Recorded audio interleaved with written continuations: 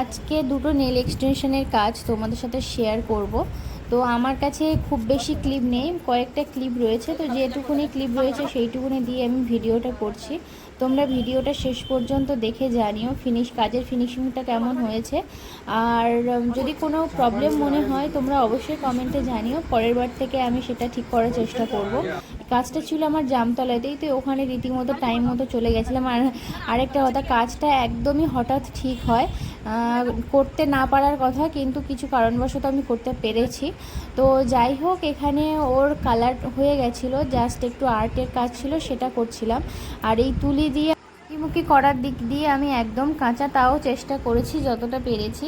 তোমরা দেখে অবশ্যই জানিও ওর নেলের ফিনিশিং বা ডিজাইনটা কেমন হয়েছে। ডিজাইনটা সম্পূর্ণ ও একটা জায়গা থেকে পছন্দ করে আমাকে দিয়েছিল, তো সেটা দেখে আমি করার চেষ্টা করেছি। আর একটা কথা, কোনো ডিজাইন কেউ দেখে দিলে সেম টু সেম এটা কেউই করতে পারে না, সেটা আমিও না। তো সেই ক্ষেত্রে মোটামুটি আমি যেটুকু করেছি সেটুকু ফিনিশিং বা ডিজাইন কেমন লেগেছে তোমরা অবশ্যই কমেন্টে জানিও। আর রিজনেবল প্রাইসের মধ্যে নেল এক্সটেনশন করতে চাইলে আমার সাথে যোগাযোগ করে নিও।